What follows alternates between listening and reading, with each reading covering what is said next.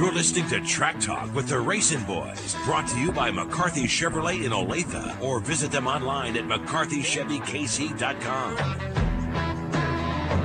And if you think you have to be a negotiator when you go to McCarthy Chevrolet, no, you do not. There is no need to be a negotiator. Bad negotiators, good negotiators, it doesn't matter. Why? Because they got the $10,000 low price guarantee at McCarthy Chevrolet. And Scott, there's just nowhere else that anyone needs to go but McCarthy Chevrolet out in Olathe, because they just have it all when it comes to any kind of new Chevrolet, used cars, and anything that they have available down there. They're going to do the best deal anywhere, not just Kansas City, but anywhere.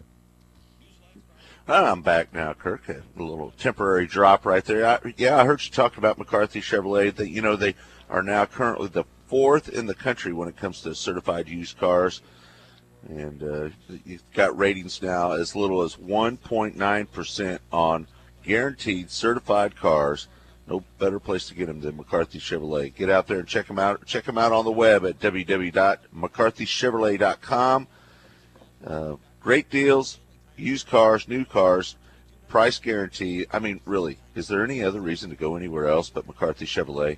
Out in Olathe, just off Rawhide Road, Santa Fe, I-35. Go out and see Brian Schaefer and tell him the RacinBoys sent you for sure.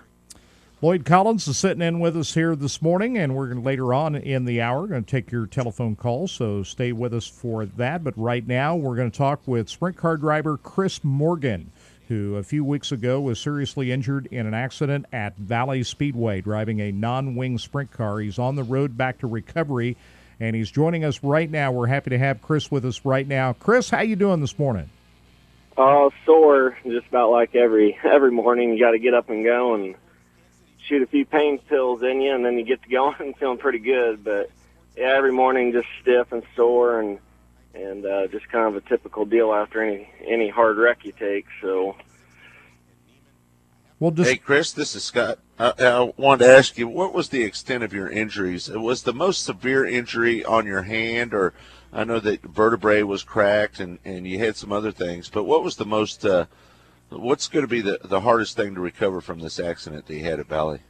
Yeah, I think a lot, I would say probably the biggest thing is going to be my fingers. I had 3 of them that got cut open, and they broke 2 of them. It pretty much turned them all the way around, and I think I got it caught in the steering wheel. When I went back to grab the wheel, it threw my hands off the first time, and I think I stuck it down in the spokes, and I probably should have kept my hands up out of there. But I think that's probably going to be the longest deal. I don't know how long a collarbone takes to heal, but we went in 2 weeks after the wreck, and it pretty much hadn't done anything. So they're giving me 2 more weeks. I got to go back to KU, and they're going to see if it heals anymore, and if it don't, they're going to have to go in and maybe bolt that together too to try to help the process of it. So wow, that sounds like it's going to be a difficult road to recovery there, especially now. Is that your right hand that you write with? Is that the hand that you're having the problems with?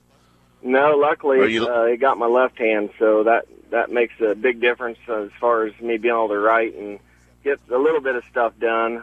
It's been difficult. I mean, I think what's the hardest thing about it is I think I'm okay, and mentally I'm ready to go back to work and go back to race, but my left arm with the collarbone and the fingers being hurt, it's not allowing me to, and it's just kind of frustrating when, you're young as I am, and I'm not much about sitting around. I want to get back out there, and it's kind of a mental struggle than anything, not knowing that your hand don't work for you the way that it used to, so. Chris, I was thinking about you. I was thinking about you last night, and when I was listening to the Lucas Oil ASCS Sprint Car Dirt Series event out in Oregon, and you had 2 drivers finishing 1 and 2, Wayne Johnson and Travis Rylatt. Here's 2 guys that a couple of years ago were seriously injured in separate incidents up in the Pacific Northwest, and here they are. They're coming back, and they're running back up at the front. What do you think about when you hear about those 2 guys and what they have been through, when you think about your own recovery and how long it's going to take to get back in the race car and go fast? Well, yeah, I mean, obviously, I think everybody would like it to go fast, and I think, all them drivers, including myself now, I mean, we all want to get right back at it and the only thing that we can do is get up and every day and do the exercises or what the doctors tell us to do to try to speed it up. And, you know, if you want to work hard at it, it'll definitely speed your recovery up. And if you've been a racer or any, you know, all the guys that are out there that do the racing and stuff know that, you know, we have it in our hearts to get back in and get behind the wheel. So we work hard at it to get ourselves back there so that way we're ready to go again. But, you know, I mean, I have a hard time, you know, I guess dealing with this just because I feel like I'm ready to go, and with my hand not recovering the way that, you know, I think if it wouldn't have got hurt, the collarbone deal I could deal with, but the hand's the biggest thing, and your fingers when you're trying to move and get them to work for you and they don't, I think you're just going to have to go to therapy and try to work with them the best I can to get going again. Hey, Chris, if you could, take us back to the moment of that accident. And I wasn't there. I didn't get to see what happened. What do you remember, if anything, about that accident, and kind of just run through what happened? Yeah, I had a good car, and I was just running up through the field, and I think we were just getting into 5th place and working on 4th, and I could see, you know, the leaders right up in front of me, and we were pulling them in pretty fast. So I just was trying to get up through there as quick as I could. We had a 3-day event for that weekend scheduled, and we needed to try to make as much money as we could to continue on for the week and keep bolting new rubber on, and just was being aggressive as normal. And when I was passing John Helm on the outside, I think he was setting to apex to turn, and he just kind of got his right rear up just a little bit, and I was already committed and was pretty much beside him at the time when he slid his ass in to get going into the turn, and we just bumped wheels and just kind of ended up going into a barrel roll, just part of open wheel racing. Hey, Chris, it's Lloyd.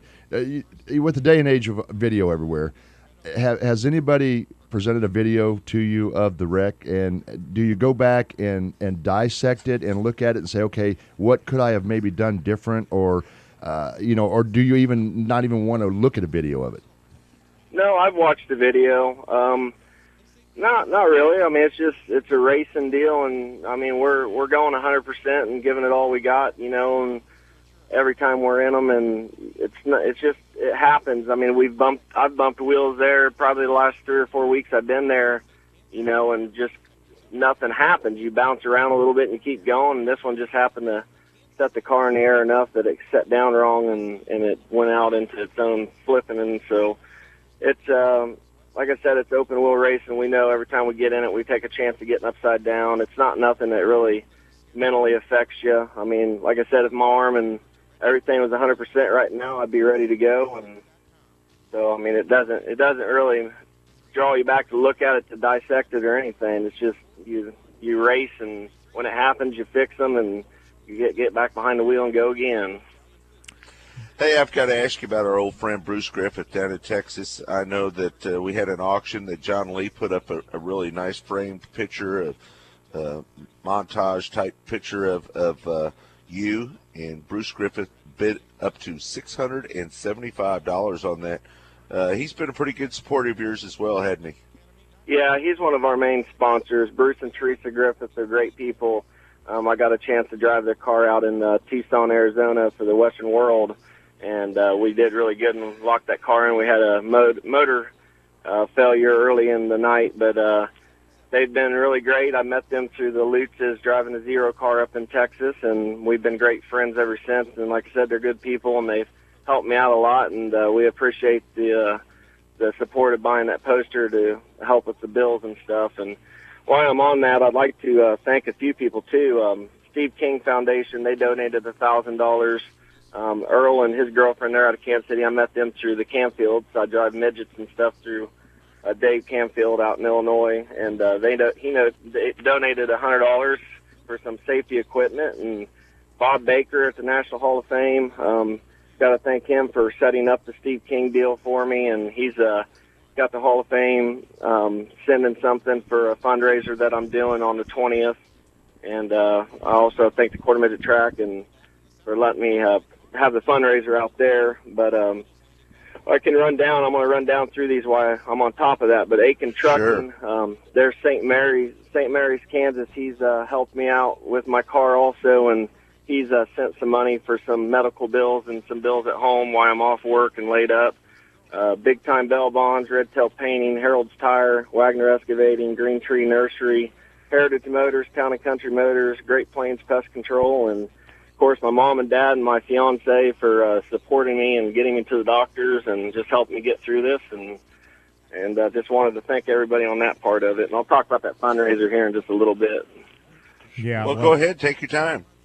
Okay. On Topeka on July 20th, Calvin Lutz and Mark Tokus are putting on it's a kind of a cruise-in barbecue and a live band, and it's a barbecue deal that they're going to charge $20 to listen to some live music, and there'll be a big car show, and they're going to do all that. And Jimmy Millard's donated a big firecracker tent and kind of give some shade, and it should be a pretty fun night. And if everybody could come out and help maybe support that deal, and that way it'll maybe get me through the time of being off work.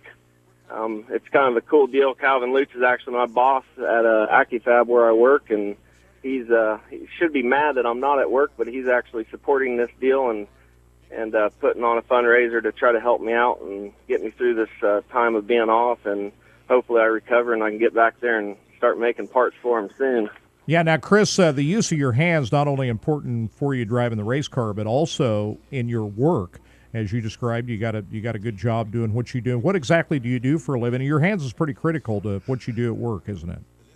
Yeah, you pretty much got to have both of them. I tried to offer to work with one, and he told me to sit back and get my hand back to 100%, and then we can come back and start working there. But I actually surveyed for 11 years, and Calvin Lutz has got a punching business here in Topeka, and we punch metal for all kinds of people, Walmart, Dollar General, Billy Goat, and just tons of different places.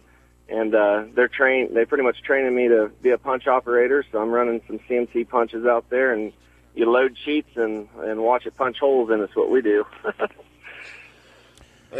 Chris, the question I guess everybody wants to ask, and I think most of us probably know the answer. You plan on getting back behind the wheel of a sprint car someday? Oh, yeah. I mean, it's in my heart. I have a hard time with it because right now, I have 6 kids, and I got to support my family and be smart about it. This is one of the things that we knew was possible that could happen at any given time, but you really don't, I guess, think about it until it does happen. And it is a big kind of a stress situation right now, because I'm pretty much the only income coming in at home, and it makes you think about it. Also, I've made a little money doing some racing too, so it does help when I'm out, and if I can run up front, I can make a little money to put in the pocket. So I got to reevaluate it, but I definitely don't plan on quitting. I know the guys are looking at trying to get a car back together, but my main focus right now is to kind of work on getting my bills and everything stabilized here at the house for now. So I got to focus on that, and I'll let the guys at the shop figure out the car deal. But I know that they're talking about, and they had already asked me, and I plan on racing again. It's too much into my blood to give it up. I love it and I enjoy it. My kids like going to the track. That's what I did when I was little and watched my dad. And I mean, it's been something that's been in my life, my entire life, and my brothers as well. As you know, Chad is my brother, right. And he's out on the road with Brian Brown, and they've been running some outlaw shows. Probably should have had a couple wins here lately and come up a little short, but while I'm talking about them, I'd like to thank Brian Brown too, because he's going to throw some stuff for this fundraiser and all the outlaw guys as well. I know Steve and Craig have donated some shirts and signed them, and Craig Delancey's got a wheel half that he's signing, and I think they're all going to sign a helmet that's going to get raffled away at this deal. So thank all the outlaw drivers for doing that to help me out. Well, Chris, we hope. I was going to say, just thank you for coming on. We really appreciate it, and sure wish you the speediest of recovery. Can't wait to see you back out in a race car. I'm just going to ask you, non-wing, you ever thought about maybe no non-wing and just a wing car, or are you going to get back in a non-wing car? Well, it's funny because, my brother, he helped me out, and he mentioned that. He said, man, you probably ought to put the wing back on, and I enjoy it. I love non-wing racing. It's probably one of the funnest funnest sprint car kind of racing I've done. And no, I'd say that I'm probably going to stick with the non-wings. A big supporter of it. I like it. I'll definitely put the wing on top and run some wing stuff too. But I want to continue running non-wing. I think of the open wheel, non-wing cars, to me, it takes the money out of it. It lets us, drivers that are on low budget teams compete. We're out there running 410s down with a 360. I ran Hockett's car with a 305, and we just come up a little short, running the 410 down on a heavy track with a 305. And to me, if you can go out with a 305 and run a 410 down, and I'm talking good Westmore 410s, just because you don't have the wings on, it makes it fun for us racers that don't have the budget to compete with the big teams. Well, Chris, get well soon. Thank you for coming on. I can't wait to see you back out behind the wheel of a race car, and speedy recovery. Get well soon. Thank you guys very much. All right, there he is, Chris Morgan. Glad to hear him. He's on the mend. He's going to get better, and can't wait to see him back out there in a race car. When that's going to be, we don't know. But he sounded like he was in real good spirits. So, and the good thing is he's willing to get right back in that saddle and go at it. And it kind of surprised me when you asked me about the wing and non-wing, Kirk. I thought maybe he might want to go back to just the wing deal. Non-wing being a little more dangerous than the wing car. So yeah. All right, Scott. I was just going to, before we go to break. That is a big deal. The auction, you head up the US 36 Raceway to raise money. I know Bruce Griffith's been a big supporter of his as well, and that's got to be heartwarming for a driver who gets injured, not able to run, to see how many friends he's got out there. He's got a lot of them, doesn't he? Well, and it sounds like there's a long list. You're right, Kirk. And I want to mention again, he's talked about the Steve King Foundation. We are supporters of the Steve King Foundation, and Jeanette King Einstein, she is just a great person, does a lot of hard work for sprint car drivers across the country. Every time one is injured, they step up, try to help them out. And that list is long, it sounds like, with Chris. Yeah. Hey, Kansas Lottery is celebrating 25 years of real people winning with NASCAR. They got their instant scratch tickets. You can enter non-winning $5 NASCAR tickets in a second chance drawing to win one of 40 VIP trips to Kansas Speedway. Now, the drawing is coming up September 7th. The trip includes hotel, race tickets, cash, and a weekend of fun. And this is the way that you can do that. We're going to give away a prize pack, and your name's going to be entered into this drawing. We're going to be doing this for several weeks coming up. So if you're the second caller at 913-381-810, come on the air and have a great take in our last segment. You'll win our first Kansas Lottery prize pack for the next few weeks. So that's all courtesy of Kansas Lottery. We're coming back with your calls, 913-381-810, here with the Racing Boys.